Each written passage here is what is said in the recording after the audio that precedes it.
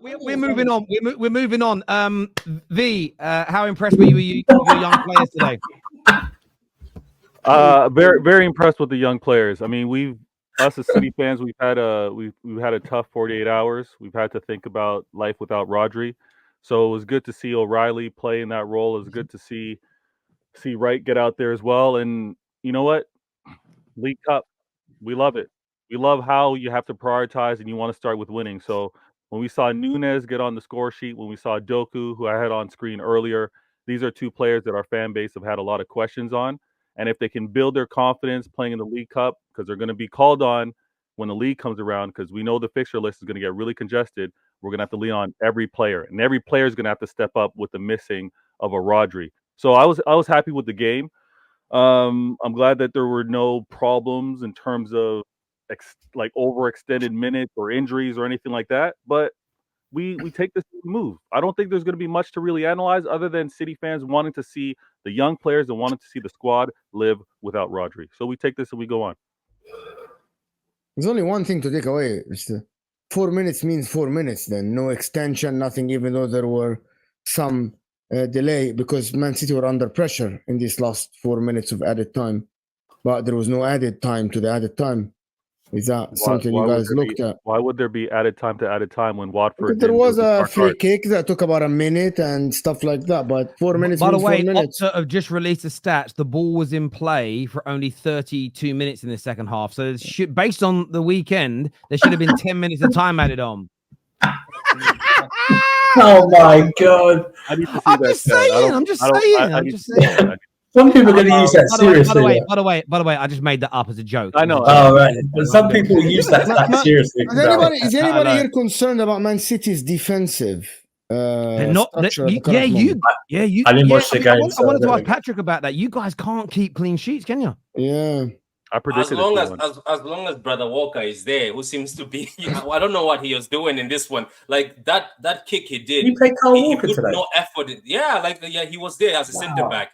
But if you watch recently, Kyle Walker has been the cause of most of the goals we've had. Obviously, he's been linked or he's there. It's him who's there. But it is what it is, man. Since last season, the defense hasn't been great. I remember last season we were joking that we're going to see a clean sheet. We only saw them when Diaz and Akanji came back into the lineup, and there was a bit of a solid lineup. But it is what it is, man. I don't mind as long as we get the 3 points or we get through and beat teams like Watford today. And I'm happy beating Watford because I said in my preview that this is a roll the dice like AJ. If we lose, we lose. If we win, we win. I was happy to see the kids like O'Reilly, as my friend Veda said there. I was happy to see Iko Lewis, who looks like he's a better right back right now than Walker. Let's agree to that as City fans. Yes, and 100%. He looks we can agree to that as football fans.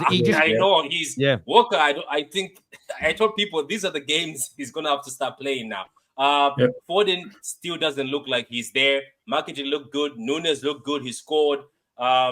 It's another day that Terry, I wouldn't come here and say I'm too excited. As I said, I didn't really put much heart to this game, and it's good we've made it through. Now, maybe in the next round, if we get somebody who's more serious, maybe we will start becoming serious with the games. We all don't have 42 players to take from. As our London boys. Which, by the way, you know what I'm saying? Terry, let me say something. It might be a masterclass by Chelsea, I'm starting to think, because they might actually end up sweeping some of the cups because of all the amount of players they have. So big up to Chelsea. And they've been in cup finals the last 2 seasons. They've to prepare, Patrick. You should understand that. There's certainly that. I wanted to ask Hamza. O'Reilly not played about tonight. St George's Park, Terry, please. Not about St. No, George's it's not. O'Reilly played tonight and McAtee played tonight. Do you think either of them are ready to sort of step into the midfield on a regular basis with the void of Rodri? No chance. I've watched football for a long time. I can smell danger already. Nico O'Reilly is a youngster. He's a good youngster. I even called him today, baby Rijkaard, because the way he played is like it reminded me of Rijkaard was your Ajax. Like he stepped in, he was able to distribute. He was very comfortable. Is it the hair or as the player overall? Or you just the way he distributed the ball, he was a player. He would sit back. He doesn't go forward. Hang on. Can I stop you a second again? I said, "Are they ready?" You said, "No, you can smell danger." And the first thing you said is one of them reminds me of Rijkaard. This All is right, no. I This, just no, but maybe I said Baby Rijkaard. I didn't say the real No Rijkaard. pressure. No pressure. The way that he's very composed on the ball, the way he's able to distribute, he's only like 18 years old. The way that McAtee is a good youngster, but a midfield, you need experience. This is where you need an engine. You can't drive a car with no engine, man. Rodri was the engine of Man City. We've lost that engine. And to me, he then puts us like in a bad position. Now, Arsenal favorite to win the league now. Arsenal have to be favorite to win the league. Man City have lost the most important player, Rodri, and we don't have a backup. Nominee. Arsenal could have lost Declan Rice.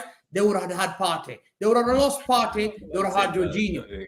I've just lost Rodri. I don't know. You're talking about Hamza. Do you think Nico O'Reilly would able to? Rodri is probably a Ballon d'Or winner. How can you swap a Ballon d'Or winner to a youngster who's playing EDS and tell me, Hamza, you can win the league with that EDS player? Hamza, yeah, Hamza. So just so I understand, are you saying Man City without Rodri are not as good as Arsenal? Arsenal favourites. So answer my question directly for me. So Arsenal are better than City when Rodri's out injured. They have a bigger squad in a key position than us. Fact. So are they better than you or not? Yes or no? Without Rodri, we've lost like 25. Answer yes or no, man. They yes are or Arsenal no? in a better position, 100%. So are they better than you without Rodri? Yes or no? They've got full squad. We are having. You okay? So Hamza should be a politician. Hamza should be a No politician. politics here. He's just not answering the question. So with Rodri out, Arsenal are now better than Man City, in your opinion. They're yes not in or a no? better position than us. Fact. Are they a better team? Are they a better team than you now because Rodri's out? Yes or no? They haven't won any league titles in 24 years. So how are they the favourites if they're not better than you? Because I've lost a key player. It's like but you're if better you than lost them Roy still. Keane in But you're better than them still. So how are they the favourites? because our key player that is irreplaceable, that we don't even have a replacement for, is Rodri. We could have lost Stones. I could have had a replacement. I could have lost KDB out of a replacement. I would have lost Bernardo Silva. I had replacement everywhere. Someone says Camela Hamza. Rodri. Arsenal had 3 midfielders. Arsenal had 3 criminals. They've got 3 DMs. I kept saying it. They have Jorginho, Partey, and Rice. And they're in a better position. They can have 2 engines. I'll take Jorginho in a heartbeat. Give me Jorginho in a heartbeat to certain midfield. I understand all of this. I'm confused. So you're still better than Arsenal, but they're the favourites to win the league. That makes zero sense on any level. I don't know what multiverse you're in, bro, but that don't make sense. Even V, that always backs his professor, is sitting again. Please shut up, bruv. I'm not doing that. I let him speak. I'm letting him speak. What are you saying, V? Patrick, do you agree that Arsenal are now the favourites and they're better than you? Without V, go ahead, V. See, Terry, when you ask about the team and then you ask about the overall club, the fact that I have Pep, that's why we're hesitant to say that Arsenal are better than us. That's why we're hesitant to say that Arsenal have the better team. Because overall, we have to include the manager. I think we've got the edge on the manager that can make everything work with KDB missing and now with Rodri missing. And when we started the season missing Oscar Bob, which was huge and tremendous for us. So when you look at Arsenal, what they strengthened last season, only losing by 2 points to us, and now us playing this season without a Rodri. Okay, KDB. I can see why professors like, yeah, I got to give the favorites to Arsenal because they were only 2 points off and they got stronger. So so you agree now they're better than you because Rodri's out. I get you. I get it. That's I don't know how. Do you guys really think that, or you're just being? You guys think that for real? Gundogan, Matthias Nunes, Bernardo Silva, KDB, Phil Foden. You guys McAtee, don't think that, Baby Rijkaard, all of them. I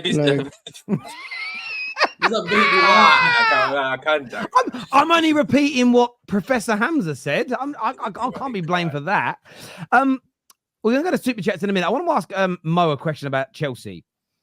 Do you think Chelsea are being disrespected with their growth, their progression, the goals they're scoring, the way they're playing at the moment? Do you think people are still writing them off too easily? Yeah. The people. I think now it's turning into social media fight now. No one wants to praise Chelsea. they see them play. Chelsea today played with a whole front line that you won't see starting on the weekend. You just won't. And they scored a lot of goals and good goals as well. Good plays between them. They were cooking. And people have to understand that Maresca is actually improving by the game. By the game. And people are hesitant to give them credit because, I don't know, people don't want to get bantered that they got it wrong about Chelsea and about Maresca, or people just hesitant to give them credit, fearing that they will drop off. I don't see any signs of Chelsea slowing down. I'm not going to say they're going to win the league or something, but it looks like Chelsea are doing very, very well. And people are hating on Chelsea. They spent a lot of money. People are just hating on Chelsea at this kind of point. You cannot watch Chelsea now and not see that they aren't improving. A lot of money. A lot of money, yes. And listen, that is a fact. That is a fact. I don't like how this project is going because I'm still having question about where is Estevao and the rest of these, whoever players are going to play. They literally have 7 forwards. Where are these guys going to play? So I disagree with the way the project is run. And it shows that them selling hotels means that they have holes financially that they're trying to fill. But in terms of the football and on the pitch, Chelsea look all right. And people are bantering them for the sake of just not giving them credit because it's social media war now. And it's also jealousy. Chelsea. Well, I can't praise Chelsea because I will be proven wrong because I hated them last season. I can't I can't say they played well. You only beat this team. Wolves opened up. It happens all the time. Chelsea are doing well, Terry. I think I know it. You know it. Everyone knows it, but no one wants to admit it.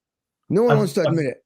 I think what's gonna make up people's minds about this Chelsea team, even Chelsea fans, is probably the games between after the next international break and before the November international break. We play Liverpool, Newcastle, United, Arsenal. I think that's it. I wouldn't say. Well, I don't think that's a list, man. I don't think Spurs are in there, but they don't matter anyway because we pop them off the park. So, that's great. Well, we do.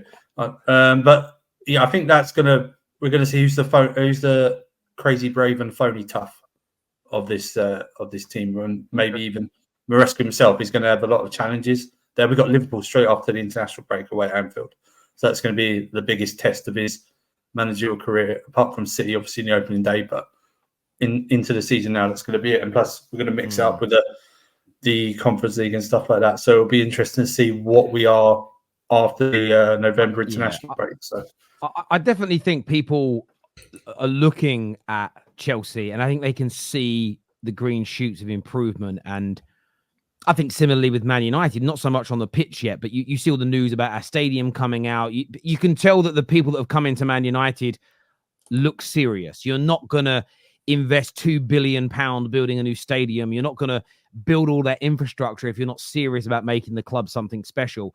And I think it triggers rivals. So they see the green shoots, and it's much easier to dig up a tree in its roots when it's just when it's just starting to rise. It's different to when it's fully grown and it's settled. And I just think there is always that little fear that creeps back in. And I think all fan bases do it. And Chelsea have been in the mud for a few years. And everyone who isn't a Chelsea fan, in our heart of hearts, we want Chelsea to stay there. The same as when Arsenal, like I keep seeing people say Arsenal are not a big team, but everybody hates the fact that I think it's something like 7 Premier League clubs have written to the FA and the league and the referees about. Is that true or false? Is that actually a true story? They've written.